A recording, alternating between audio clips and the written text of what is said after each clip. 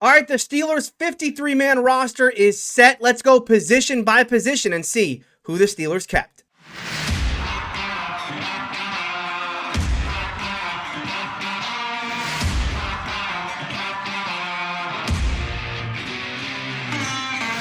All right, here it is, the Steelers' 53-man roster, their initial 53-man roster. And let's be very clear on that.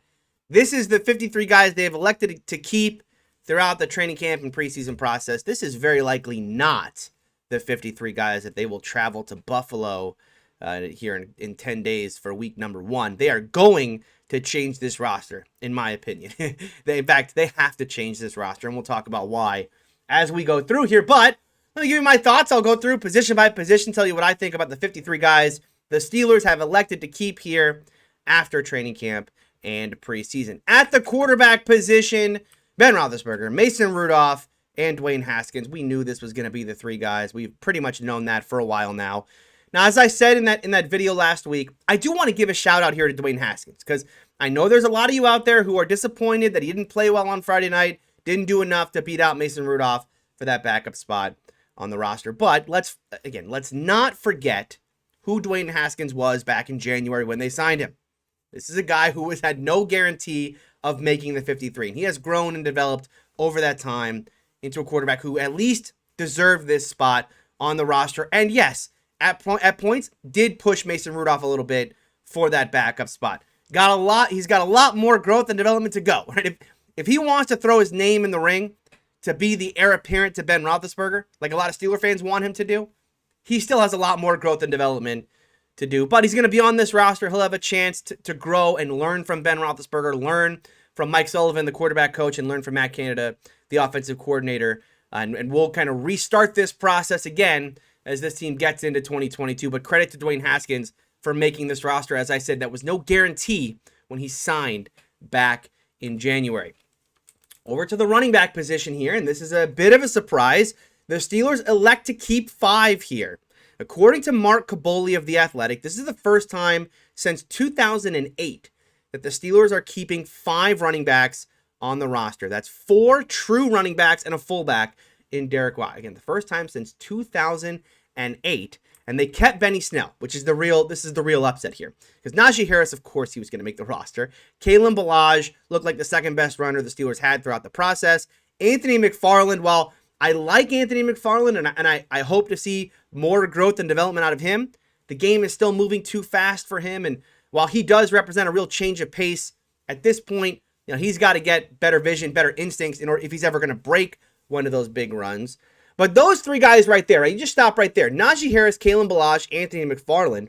That makes a lot of sense as just as a running back room overall, because we know how Mike Tomlin treats his bell cow backs, right? He loves the bell cow system.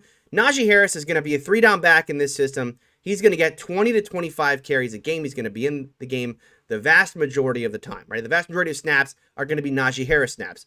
You'll see, Anthony McFarland kind of come in for a change of pace, or maybe some 2 running back sets and things of that nature. And then when it comes time for Najee Harris, to get a breather, that will be the Kalen Ballage series or whatnot, right? I mean, we've seen this in the past. Expect Harris is going to get 20 to 25 carries a game. Kalen Ballage maybe gets like 5 to 7. We saw this back when the Steelers had Le'Veon Bell. So where does Benny Snell fit in that room right now? It's a good question, and it's why I thought he might get cut. Now, the one thing to point out here is that Benny Snell does have value as a special teamer, and that's likely why he made this roster, because as a short yardage guy, as we saw last year, Benny Snell was just not good. The entire Steeler team was not good, but Benny Snell was not good as a runner in those situations. Just didn't have great instincts and, didn't have great push to convert in short yardage situations last year. And I'd much rather, and I'm sure the Steelers would much rather, see guys like Najee Harris or Kalen Ballage take those carries. And so for Benny Snell, I think the reason why he makes this roster, a little bit of security, having a rookie at the runner, but more likely than not, it's about special teams. All right, so let's go over to the wide receiver position now. Not a shock here. Juju, Claypool, Deontay, James Washington, Ray McLeod. That's the 5 guys. We've pretty much known that. There was an outside chance that Matthew Sexton could have made this interesting, but he quite literally dropped the ball in that 4th preseason game against Carolina. And that made this a pretty easy cut down. There'd been some talk throughout the preseason that James Washington would want to get traded or would get traded. I never really believed in that because, look, I understand from Washington's perspective why he wants to get traded or why he wanted to get traded. I completely understand it. Not only is he the fourth guy on the wide receiver depth chart, but he's also probably, the seventh, eighth guy in this receiving game. We talk about, who are the top 7 targets on in this receiving game. I mean, Washington is pretty far down that list when you talk about guys like Najee Harris and Ebron and Freiermuth adding to the mix. So, yeah, I completely understand why Washington wants to get traded in a contract year. But for the Steelers, the depth that he provides beyond Juju, Claypool, and Johnson is just too much to give up, especially considering that his trade value right now is probably nothing. So he was an easy keep, and as was Ray McLeod, who'll be both the return guy in on punts and kicks. Tight end was also, I think, relatively easy. Kevin Rader, he had a good preseason process, but man, the growth and development you've seen out of Zach Gentry, both as a blocker and a receiver throughout this process, pretty impressive. And so Ebron, Freiermuth, Gentry is your tight end room. Going over to the offensive line, here's where we get some intrigue now. Now, there's a lot to talk about on the offensive line because there's a lot of moving parts here and a lot of moving parts in recent days. So we've recently heard that with Zach Banner out and not practicing right now, the Steelers are electing to move Chuks Okorafor, who's been the left tackle throughout this entire process, move him from left tackle back to right tackle where he played last season. And instead, they put Dan Moore back as the left tackle. Dan Moore has been a left tackle for the first 2 preseason games in the early parts of training camp. They moved Dan Moore to the right side late in the process. Moore kind of struggled there. He's been a left tackle pretty much his entire college career. And so, he was taking a while to acclimate to playing on the right side. And so, first of all, the question here, before we get into the 8 guys the Steelers elected to keep, let's just talk about kind of how the Steelers offensive line is forming right now and who the 5 guys that are likely to be on opening day. Because there's a real discussion to be had about what exactly is happening with Zach Banner. Banner's a player who's coming back from ACL surgery. Okay, so this is a guy who never had great feet to begin with. Now, you have major knee surgery like that, and we've seen guys come back from ACL surgery just fine, but not every player is the same.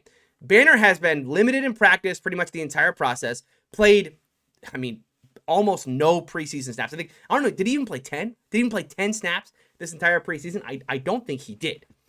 And so they are really taking it easy with him coming back. What is the issue with Banner? Is it still that knee? Is it something else that's lingering? Are they just kind of taking it easy with him? I think what you're seeing now with the idea of putting Dan Moore in at that left side and Okorafor to the right side tells you that this Zach Banner thing is likely not going to just heal itself or fix itself by week 1. Likely the opening day roster or the opening day starting lineup on the offensive line is going to be what we're seeing now, which is Dan Moore on the left side, Kevin Dotson at left guard, Kendrick Green at center, Trey Turner at right guard, and Okorafor at right tackle. That'll be your starting 5. And Zach Banner, we'll see what happens with him throughout this process. So knowing that, you look at this, the roster behind that, right? Zach Banner, I wouldn't call him necessarily a scratch right now, but I think the availability here is really in question. And that leaves really only 2 guys beyond. You have Hassenauer and Haig.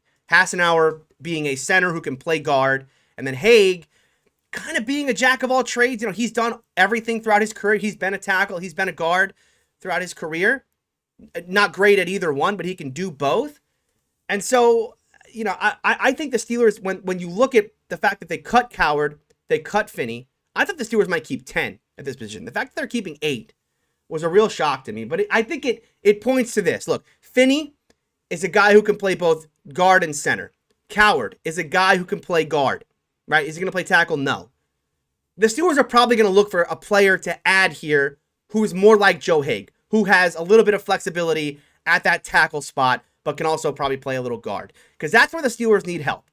On the interior, Kevin Dotson's looked fantastic. Kendrick Green as a center, he's a rookie, but I think he's been above the line thus far. And then Trey Turner, he's a veteran. The Steelers know what they're going to get out of him. They don't have a real problem on the inside. There's no real question marks, major question marks on the inside. There are major question marks on the outside. I mean, you have no idea what's going to happen with Dan Moore at the left tackle spot. And while he has looked very good in preseason. He is a rookie.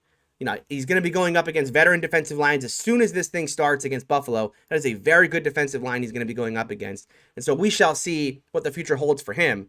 I think the Steelers are going to be looking to go out and get a player who can play tackle in this spot because that is where the real need's going to be for this team. So look for the Steelers to add to this room. I don't think they're not going to go into the regular season with 8 offensive linemen. They have to get a 9th guy. The question is who and at what position. And in my opinion, it's going to be a player like Joe Hague, a player who has kind of inside-outside flexibility and can play both guard and tackle in this system.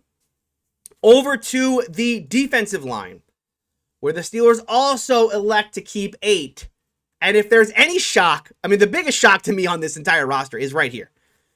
When I did my 53-man roster prediction, when I kind of put together, okay, who are they keeping, who are they cutting? This was the hardest position. This is the hardest position on the Steeler roster to decide. Because the Steelers traditionally keep 6 here. And it's really, really hard to cut this thing down to 6. The Steelers are kind of brimming with talent at this position. And not to say that, they have 5 guys who should be starters in this league, but they have probably 7 or 8 guys who at least deserve to be on an NFL roster, right? Guys like Chris Wormley, definitely. This guy has come on real strong in preseason. He definitely deserves to be on a roster. Isaiah Buggs, I thought, has really improved from where he left off a season ago, as has Carlos Davis, not just as a defensive lineman, but as a special teamer as well. Loudermilk as a rookie. Look, I know that this was the one pick that a lot of Steeler fans criticized back in April, myself included, because Loudermilk was a player who no one was talking about as being on anyone's radar when it came to the defensive line. And yet, the Steelers traded away a future pick to get back into the draft and take Loudermilk, and he's been very good. Credit to Kevin Colbert, credit to that scouting staff, because Loudermilk has been a player who is not just going to redshirt this year. He may see some playing time throughout the season. And then Mondo's a bit of a surprise. I thought Mondo could get cut, but credit to Mondo for making this roster, and the Steelers keep 8 players. Now, we should mention that there is a report from Jerry Dulac of the Post-Gazette that Stephon Tuitt may be headed for the injured reserve list. He's got, I guess, a knee injury right now, and that's why he's not practicing or playing. If they do that, well, then that'll cut this roster down to 7, and it will make some more sense as to why the Steelers kept so many defensive linemen here, because losing Tuitt would be a big deal. It would likely mean that Wormley is going to have to play big minutes in place of Tuitt, and then, of course, that has kind of a waterfall effect down the roster, as that'll mean more playing time as the Steelers want to rotate guys in. Guys like Davis will probably get more minutes. Mondo may get more minutes, and even Loudermilk potentially if he's on the active roster on Sunday. So I understand if Tuitt really is headed for IR, then I understand why the Steelers elected to keep 8 here, because it'll end up being 7 once they put Tuitt on that IR list. Over to edge. TJ Watt, Alex Highsmith, Melvin Ingram. We knew those 3 were going to make it. The question was about this spot right here. Who would make it between Cassius Marsh, Quincy Rochet, and Jameer Jones? Cassius Marsh being a veteran who'd been with this team going all the way back to last season. A player who I did not like very much, especially what he put on tape back in that playoff game against the Cleveland Browns. However, I will admit he has been far better this preseason than he was in that football game, and I thought he acquitted himself pretty well and certainly made his case to make the roster. He also, not only as an edge rusher, but as a special teamer. Quincy Rochet, I really liked him coming into this system. I thought he could develop over time to be, in the future, a quality spot pass rusher at times. But you can probably fit him on the practice squad, and likely that's what the Steelers will do with Rochet. But Jameer Jones was the real highlight of this position, not only as an edge rusher, but as a really good special teamer. 3 or 4 special team tackles so far in the preseason. Fantastic performance from him, and that's why the Steelers elect to keep him, because Jameer Jones not only showed out as an edge rusher, as a pass rusher, but as a special teamer as well. And when you look at this position, look, Watt and Highsmith are likely going to get the bulk of the snaps. Melvin Ingram will come in as your spot guy, and so Jameer Jones is, he's going to get very little looks as an edge rusher, but as a special teamer, he's going to get a ton of looks, and that's where he made his mark in preseason. Credit to him for that, and that is why he is on the Steelers 53. Another weird position here, linebacker. Well documented, very well documented how much the Steelers have struggled at this position in the preseason. Devin Bush is still coming back from that ACL. Does not look right just yet, especially in coverage. He kind of got beat up a little bit in that game against Philadelphia. Joe Schobert, a late addition to the process, a trade from the Jacksonville Jaguars. He admitted after that game against Philadelphia that he's still learning, right? He's still kind of getting comfortable in this Steeler defense. So let's give him a little bit of time before we say, oh, this guy's, not what we expected. Spillane, yikes.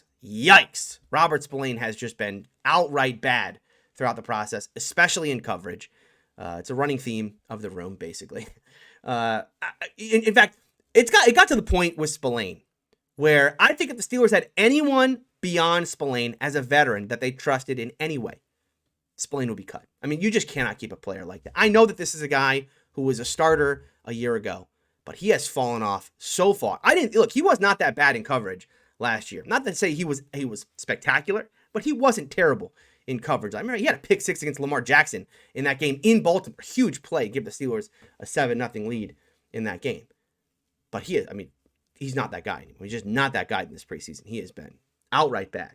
And so I think if the Steelers had anyone beyond Spillane that they liked, they would have cut Spillane, but they don't. And they keep Buddy Johnson. I get it. He's a rookie. He's a 4th-round pick. You don't want to cut him just yet. Not to say Buddy Johnson's been great. He hasn't been bad either, but he's a rookie. So you're going to redshirt him. He'll likely spend the majority of his time on the inactive list. Marcus Allen's a player who I think has come on a little strong this preseason. Certainly a much better player. You remember last year, he was a converted safety to linebacker in a COVID year without a limited training camp, no preseason. He had to play in that game against Cincinnati. He was not good last year. There's no question about that. I think he's been a lot better throughout this process. He's injured now, so he may be another player like Tuitt who's headed for some sort of inactive list or injured reserve or something like that. We shall see. And I think that's why, you look at the fact that Ulysses Gilbert made this roster. That one's a shock. Gilbert has been, within a room that has pretty much been bad top to bottom, right? Devin Bush hasn't been the Devin Bush we thought he would be. And it's early. Come back from ACL. I'm not trying to say Devin Bush is a bust. I'm just saying throughout the preseason process, Devin Bush hasn't been Devin Bush yet. Joe Schobert still kind of getting his feet wet. Spillane, as I said, he fell off a cliff this offseason. Buddy Johnson's a rookie. Right? Marcus Allen is improving but hurt. Ulysses Gilbert, bad. Just in a room full of players who are disappointing or bad, Gilbert's probably been the worst of the bunch. And yet he makes this roster, I think, because who knows what's going to happen with Marcus Allen. Buddy Johnson's a rookie, and the Steelers cannot trust Robert Spillane at this point.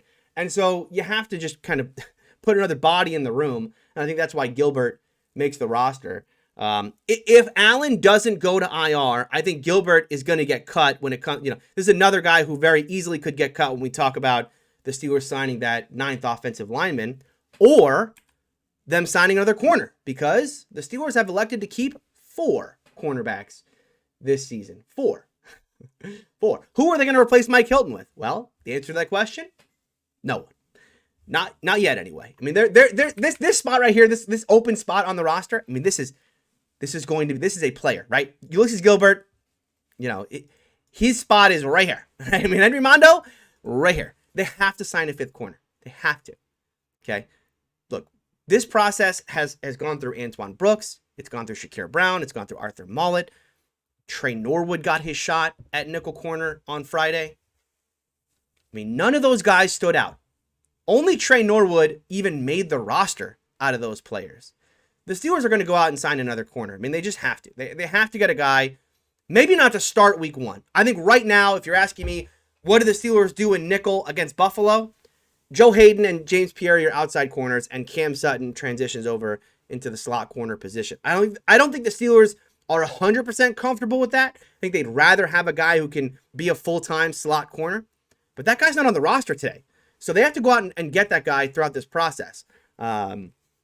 We'll see where they go. There are some interesting players cut over the past 24 hours, and I expect one of those guys will be added to this roster. But today, it's Hayden, it's Sutton, it's Pierre, and it's Lane. I thought James Pierre played really well. You guys know I'm a huge James Pierre fan. Loved what he put on tape last season, and I think he's continued his ascent this season, especially in that final preseason game against Carolina, where I thought he was terrific, even as a run supporter, which the Steelers love so much out of their corners. I'm excited to see him get some reps as an outside corner in the nickel, at least early on in this season, as the Steelers figure out what they're doing with that nickel corner spot. But right now, that guy's not on the roster. Going over to safety, Minka, Edmonds, Killebrew, Norwood. This is a pretty chalk position.